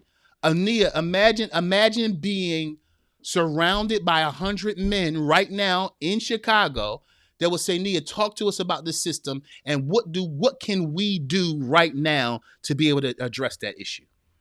This is what I'm talking about. Let me see.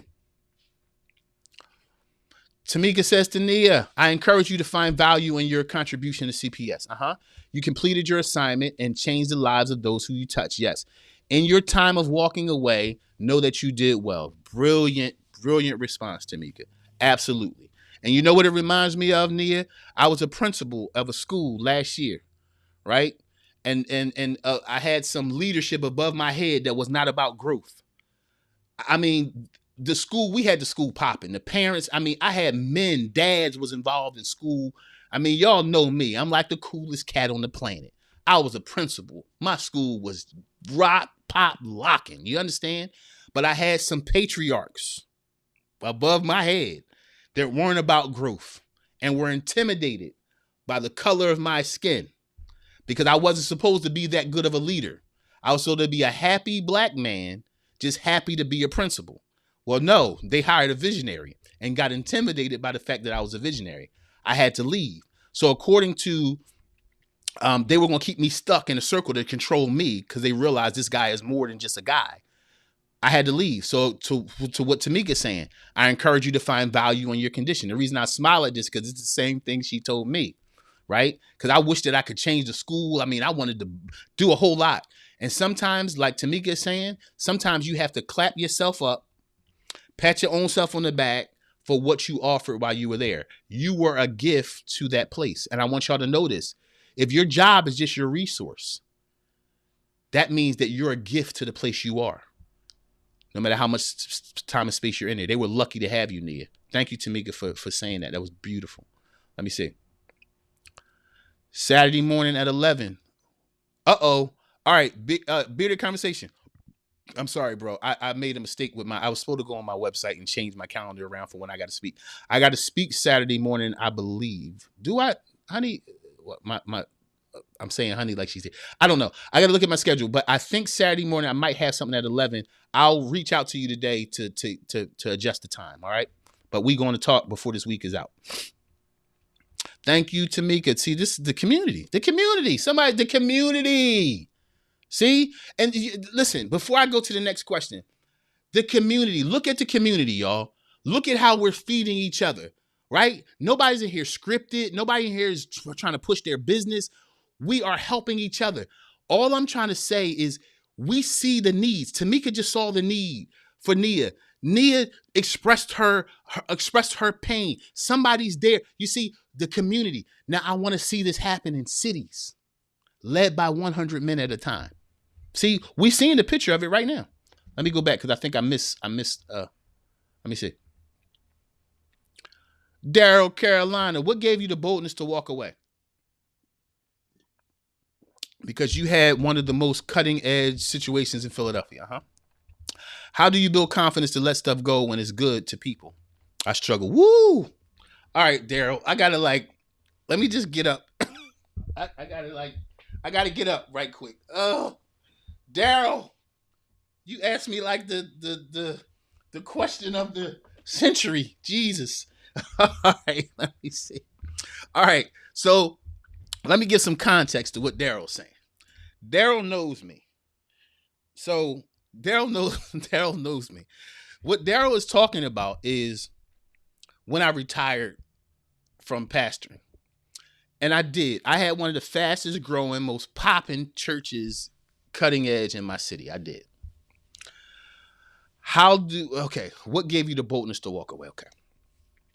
I'll tell you a story. Story time. All right. So, Daryl, I'm pastoring the church, right? Let me set the stage. Church, this building, we had a half a block of property worth probably maybe $350,000, $400,000. The property paid off. We paid off the property in 6 years. I don't believe in debt. I don't believe especially in church debt. We had no debt. Paid the building off. Everything cool. Everything was great. Boom. I had worked hard to get us to this place and boom, we landed. But you know what happened, Daryl? I saw a problem. The problem I saw, which gave me the boldness to walk away, was these people love me and love hearing me talk more than they love acting out what I'm talking about. So, did I have it popping? Yes. Was it a great church? Yes. Was it growing? Yes. Was it full of men? Yes. Was it full of hood men? Yes. I mean, we had it. But they were too in love with Christian and what he had to say. And the boldness to walk away was when I look at that book that we read, that wasn't the joint. The joint wasn't to be in love with a leader. The joint was to turn people into leaders. And I wasn't seeing enough of those people that were crowding in that place to hear me and urging them to say, let's change the world. Not enough of them wanted to change the world. They were just in love with hearing me talk about changing the world. And I'm going to tell you, the reason why I'm on this podcast talking like this morning was because you know what? I am an inspirer of people. I can get on this podcast and raise this thing to 100,000 subscribers because people like to hear me talk. But damn that. I'm not going to be in a position where people like to hear me talk. I'm 44 years old. I'll be 45 in December. The rest of my life has to be, I'm moving people to action. I'm moving people like in the 60s, 50s, 60s, and 70s to action. That's what gave me the boldness to walk away. Because I wanted more than success. I wanted more than success, Daryl. I didn't want to sit back and people say, look, you got it popping. That wasn't enough for me. I wanted change. I wanted to take these people and get them to change the world around them. How do you build confidence to let stuff go? When it's good. You realize it's not good.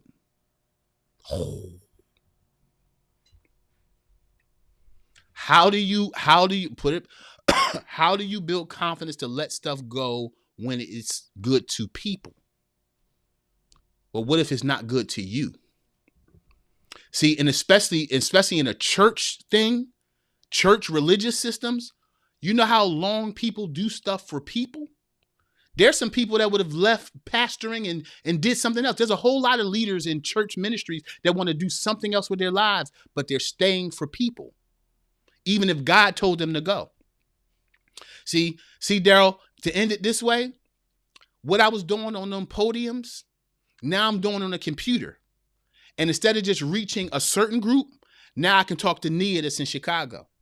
Now I could talk, see all these other people from around the country now are watching me. People from around the world are watching me. All I did was pick my podium up and take it to the world so we can do something. So don't let people call something good, or don't let people decide what success is for you. Don't let people decide what success is for you. If you know you're living beneath what you know you can do, don't let people applaud you in a place that you're more than and bigger than.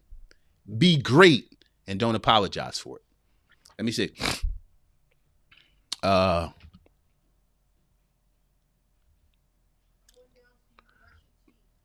Okay. That's why I started the youth organization. Okay.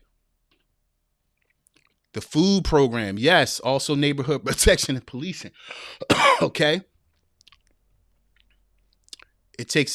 All it takes is effort and application. You're right, bro. You're right. That's rare. You see fathers at schools now. Bro,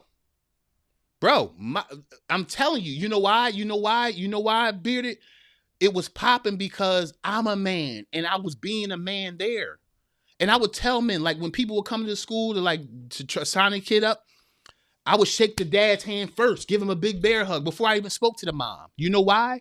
Because again, Vision is born out of stuff you've experienced as a dad. And some of y'all on here as dads, let me know if you've experienced this before. As a dad, there were so many times where I went to my kids' school and I'm there with mom and the teacher's looking at mom, talking directly to mom. Yeah, mom. And so mom, then we're going to, and then mom, and then we're going to do this Christmas program. And then mom, we're going to, and I'm standing there right there as if those kids aren't mine. She's not even addressing me. I've been through that. I mean, I've been there for my kids since they came out the womb. and probably 90% of the time when I visited their schools, the teacher or the administrator talked directly to mom as if I wasn't standing there. So when I became a principal, I said, I'm focusing on dads. And I had dudes coming up to me. I'm talking about getting out their car in the car line in the morning, giving me hugs, giving me pounds. Hey, man, have a good day, brother. Right? I had men showing up in the morning. Hey, man, I'm about to shoot Dunkin' Donuts, man. You want you want some coffee, man? I'll get anything you need. I was building community amongst men. Why? Not because I'm a brilliant man. I built that community because I needed that community when I was raising my kids and nobody even recognized I was there. And some of you fathers know what that is. See, everything great that you want to do for society is born here, not here. We don't need more ideas. We need more passionate workers, something that burns you in your belly and you're determined to change it. That's what we need. That's what we need. Let your experiences fuel your purpose and passion. I told you before, what hurts you, what you hate to see, you're most likely called to change. Or involved in youth sports. Yeah, man. Yeah. Yeah, man. Let me see. Okay. Thank God for the community. Man, I thank God for this community every day, Yolanda. I'm serious. See, even on them massively tired days, man, I can't wait to see y'all in the morning. I'm telling y'all. And we're going to build this community even more. Let me see. I love this podcast. Thank you. I love you back, Nee. Thank you, sister. I appreciate you. We got to get something popping in Chicago, Nia. You know, I had a church in Chicago. Where was it at? Well, what's one of the small towns outside? I planted a church. I planted a Master Builders church. Oh my God, it was Master Builders. Oh, I got to text my guy. I was in Chicago a lot planting that church. I got to think of the little town it was in. It wasn't in the city of Chicago. It was one of the towns. Master Build. I'll figure it out, Nia. But I was in Chicago. I loved it there. I did a lot of work in Chicago. In fact, there's a theater I went in Chicago. I'm not going to tell y'all my whole plan right now. But let's talk, Nia. Let me see.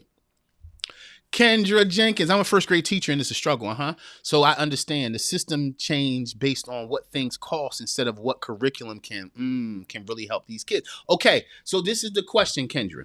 And I hope you're still on. This is the question. If the school is not providing, see, I don't know. I think you're in Philly public schools. So I was a teacher too, y'all. I was a teacher before I was a principal. I was a teacher in a school called Valley Christian School. I was teaching 6th, 7th, 8th grade. Most of the time I wasn't teaching the curriculum of the school. I was teaching what I knew kids needed for life. And that's why they loved me and their parents loved me so much, right? Or if I did have to teach the curriculum from the school, I was bending that curriculum. I was making it relevant. So I think this is the question. As a first grade teacher, my daughter's in first grade. I get it. So I understand the system change on what things cost instead of what curriculum can really help these kids. How much? See, the thing is, Ken, you know, in life, right? And I know you probably do this in your classroom, but I wish we. So I'll say this. Like, so that's a need you see, right, Kendra? That's a need you see.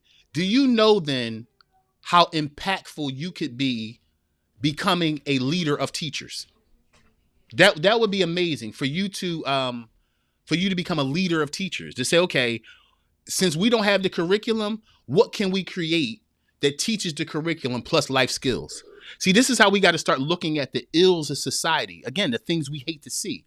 Again, we're called to change. So the question is, again, with Kendra, that would be my question.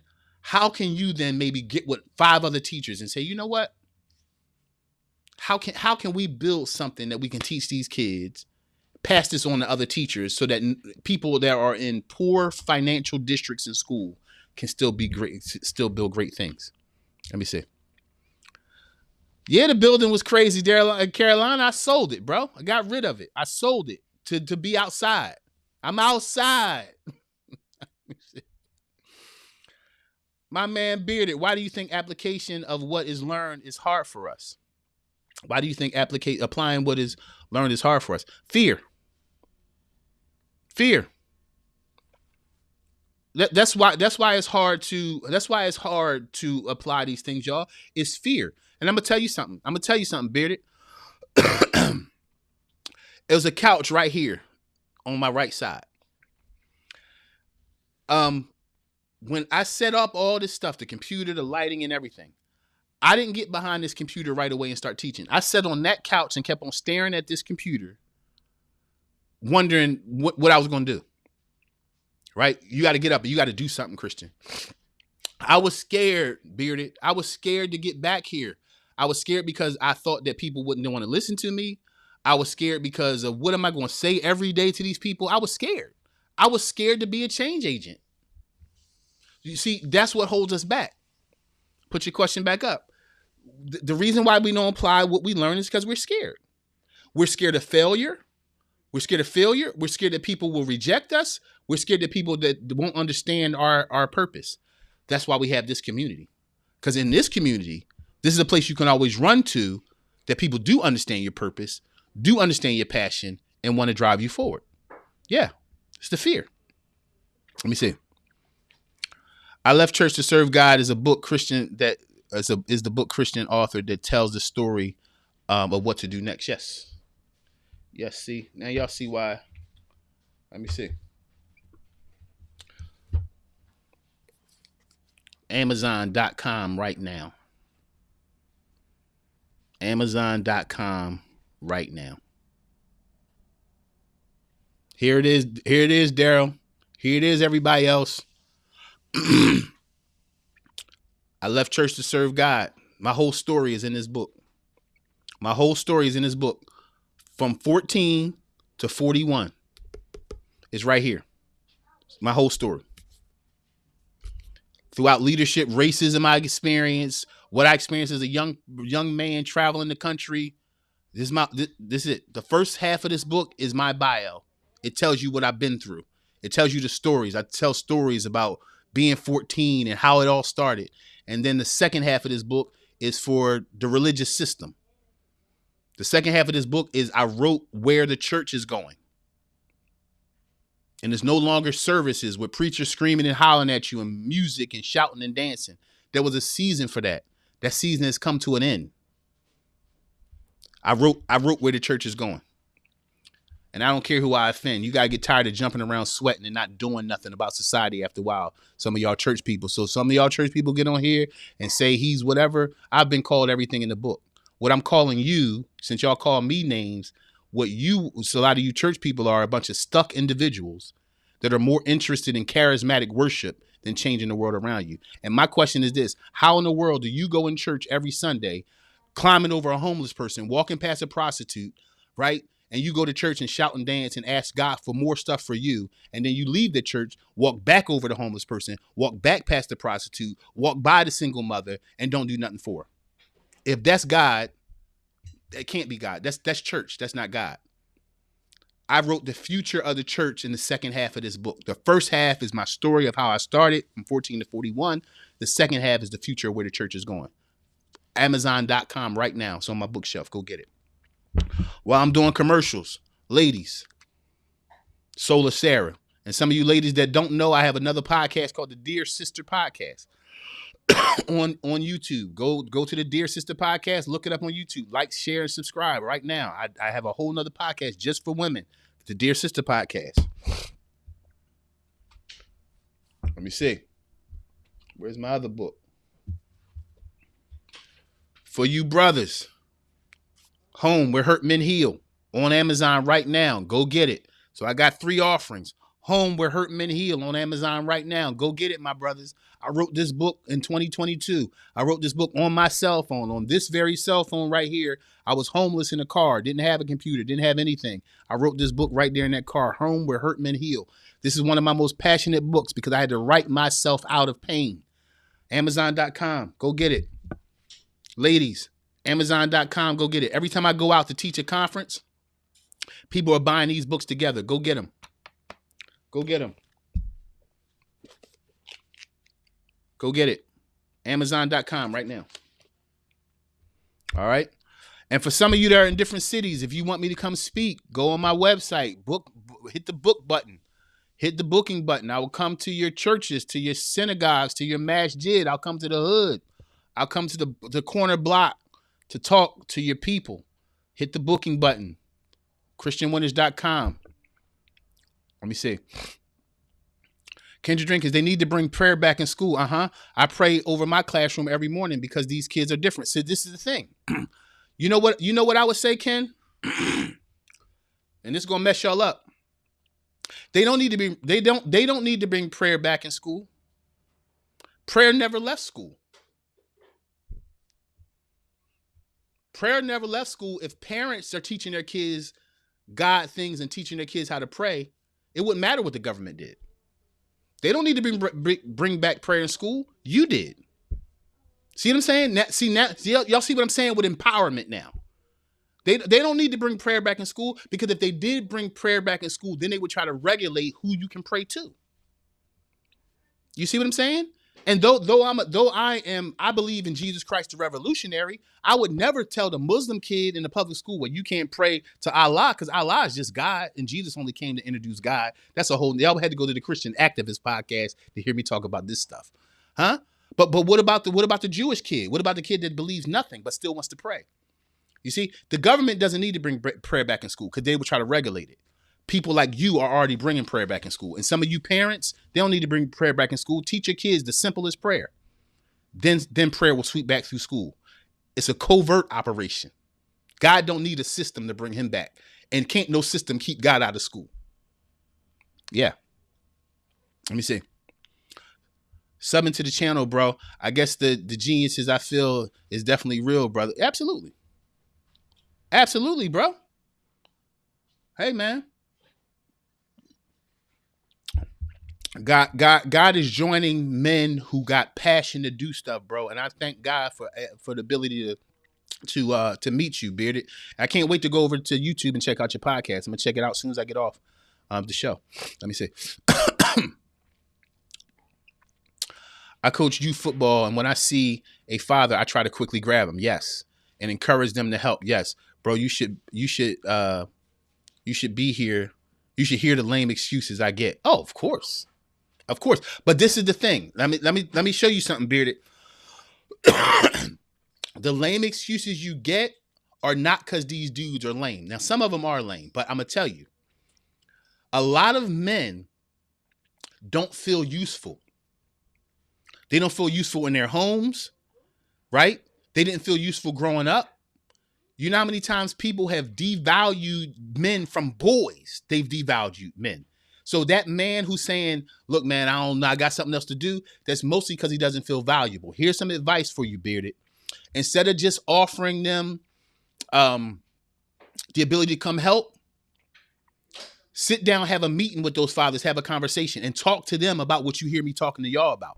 Hey, man, we've been devalued, man. A lot of stuff has broken us down, made us not really feel valuable, bro. But what we're doing through this football team is not just playing football. We're lifting souls. We're lifting spirits. We're lifting hearts. And I need men like you who've been hurt before y'all know what pain is, man. Y'all know what doubt is, man. You don't want that in these young boys. You don't want them to feel the pain you felt growing up, bro. That's why we need your help. You see what I'm saying? You got to lift them up first. See, a lot of guys we call lame. What is, goodness gracious, we got all kinds of fireworks on the screen, right? But you got to lift them up first, right? That's why this podcast, I'm leaning now toward male leadership. But if some of y'all who've been with me from the beginning, you see I was teaching a lot of healing because a man doesn't feel like he's even capable of leading. You got to heal him first. So on your football squad, begin to talk to them about their pain and what they survived big them up for still being alive, and then you'll see them catch fire and be a part of your program. Let me see.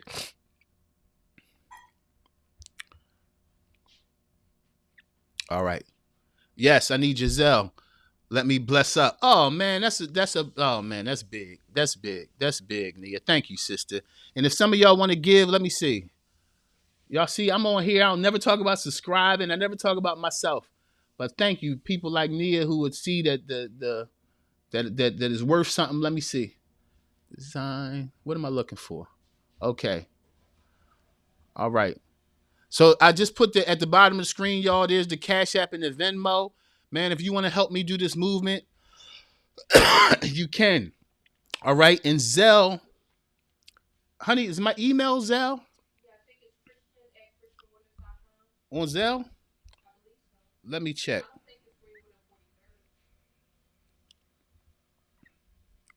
Let me see here. All right, y'all. Yeah, let me see.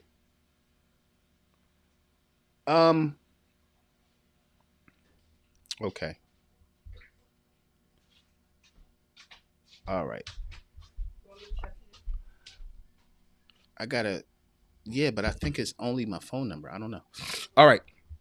Thanks so much, y'all. If y'all want to give, let me get back in here. Thank you, Nia. I really appreciate you, sister. Let me see. Beard, I need to network with you as well. Nia, I'm in Chicago. See, this is what I'm talking about. The community. Chicago. Look, y'all get together in Chicago. I'm coming. Y'all get together in Chicago. I'm coming. Let's meet. Let's talk. Let's do something bomb. I did the same thing, bro. Absolutely. Let me see. See, I love it. See? Nia the Bearded. Let's do it. See? The hookups is coming. See, we building something. I'm so encouraged this morning, y'all. Chicago is popping. Philly is popping, man. Where y'all from? Let me know where y'all from. I need to do an evening show. Okay. Nia. I don't know if you can see this. Nia, put it in the chat for me, honey. I'm putting my Zelle in the chat, guys. My email for Zelle in the chat. The Cash App and the Venmo is at the bottom of the screen. If you want to be a blessing to my work, you can be a blessing to it right now. All right, let me see. I think this needs to be taught as well, the failures and how to deal with them. We never want to do that. I got listen, Bearded, go on my podcast, bro. I got about 4 videos about how to make it back from failure. Go on there, man. Take some notes. Listen, bro. Take everything I say, bro. Take some notes and teach it from your heart. I got about 3 or 4 videos about failure and how to return from it. Check out my page on YouTube. Let me see. Miss Taylor, do you have a channel? If not, I can be reached at mine. Y'all connect, man. Y'all connect. Let's do something great. Peter, you said you're going to be subbed to both channels. My man, I appreciate you. I'm going to sub to yours after I get out of here. Let me see. But yes, the way the district is set up, they all about timing. Like ELA has a 2-hour window that you have to teach the curriculum. You have coaches coming in the district coming to see how you teach the curriculum. See, that's that. See the trap. See, this is what I'm talking about, Kendra. The trap. See, but I know the one thing I know about you is that you're gifted. You're a gifted teacher, and on those days that the coaches ain't coming in, see, this is the thing. We can always see. Education still has to be relevant. No matter what's in that book, it has to be relevant, and they can't knock you for being relevant. And I hate these systems, but they didn't put people like you in those systems. You're a system breaker, and that's why you're there. You don't have to bow to that system. We bow to no systems. We change systems. Let me see.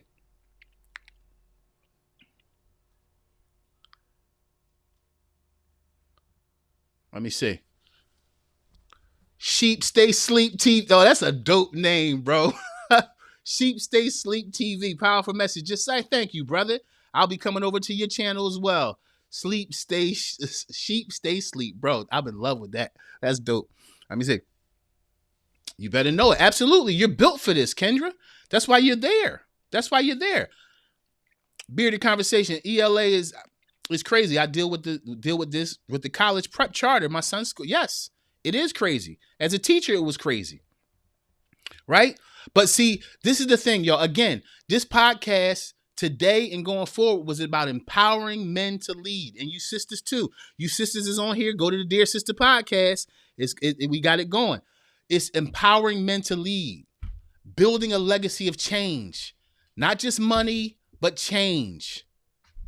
Right? Building a legacy of change. Again, I'm gonna go through them. How do you do it? How do you do it? Number one, recognize the problem that you're called to solve.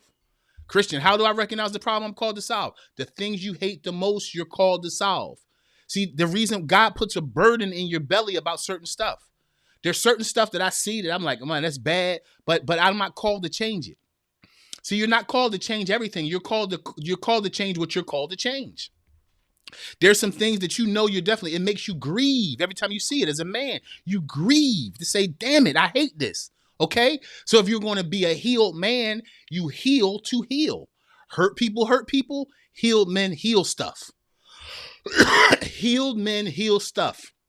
I'm looking for 100 men in every city, every town, and that will be committed to finding hurts and heal them. That's all I'm looking for. Find the hurts in your city and heal them. 100 men. If you're a man in your city, in your neighborhood, in your community, on your campus, wherever you are, email me, christian@christianwinners.com. If you want to start a chapter of Master Built Men in your community, in your high school, in your college, in your hood, in the projects, at your Fortune 500 company, let's do it. Let's do it. But the days of surviving for men are over. The days of looking for a hero are over. You are the hero you're looking for, bro. You're it. You're it. You waiting for Superman, it's on your chest. It's your name. This is why I don't get all into politics. You know, we just went through an election, and 4 years from now, it's going to be two other people. One going to be blue, one going to be red. It's going to be a new name, and then we'll be looking for a hero in them. Do y'all realize what the system is doing? Wake up, wake up, wake up. Right? We're consistently poor. We're consistently trying to make it. We're consistently trying to struggle through life. We're consistently trying to make it. And we're looking for a hero from somebody else. No, the hero is you. The hero is your cousin. The hero is grandpa.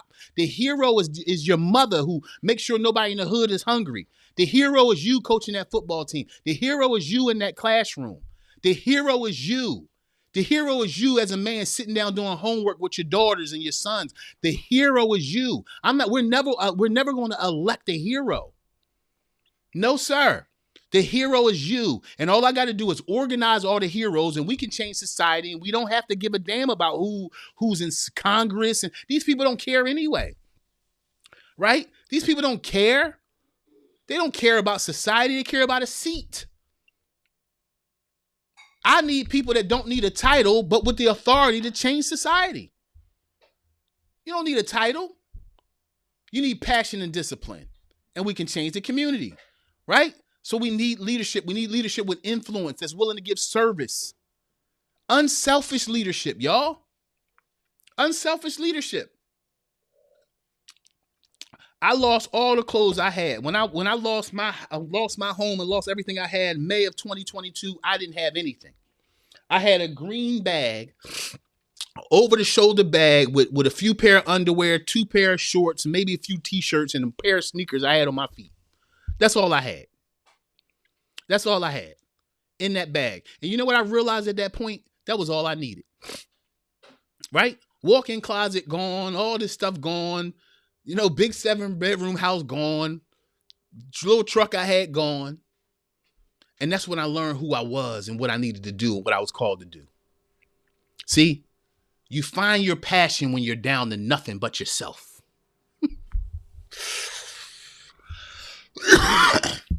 When all your props is gone, that's when you find your passion. Let me see.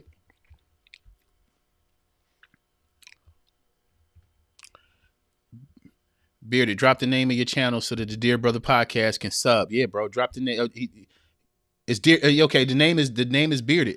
The name is Bearded. Yes, Bearded Conversation. Yeah, Bearded Conversation. Real Men Talk. Is the name. I go live on Mondays. Okay. I go live Monday and Thursday, 9 to 11 Central Time. That's my free time. So I try to go live consistently to push the message. Well, bro, let's get together and go live together. Let me know what you think. We can go live together, bro. We can go live together and build both of our podcasts. Let me know. I'm in. I got to do a live show too. I think I'm going to do my live show now that I know you're on Mondays and Thursdays. I'm not going to go on live Monday and Thursday. I'm gonna go live on Wednesday because my live show is in the morning, but I need a primetime live show. So I'll be doing a primetime live show starting next Wednesday. Yeah, bro. Let me know, man. I would love to connect. All right. All right, y'all. It's so good. It was such a great conversation. I do have a live podcast today. I got to do a live podcast for the ladies. What time is it? It's 8 a.m. Eastern Standard. So, ladies and gentlemen, thanks for hanging out with me this morning. Thanks for hanging out the Dear Brother podcast. Like we always say, hey, remember that you matter. Remember you matter no matter what you face, no matter what has been said to you, no matter what discouragement has come your way, no matter who wasn't on your side, you matter. And you don't feel like you matter to nobody else. You matter to this community. Visit christianwinners.com, y'all. And always remember this is very important. Don't ever forget it. Yesterday is history. And tomorrow, that's a mystery. All we got is right now. What you gonna do with it? No fear, no shame, no compromise. And I'm out. I love y'all. I see y'all tomorrow. Tomorrow is Relationship Fridays. Dear Sister and Dear Brother podcast come together. We already got our topic. Our topic tomorrow for the Relationship Fridays is what's the benefit of marriage? I'll see y'all tomorrow. Peace.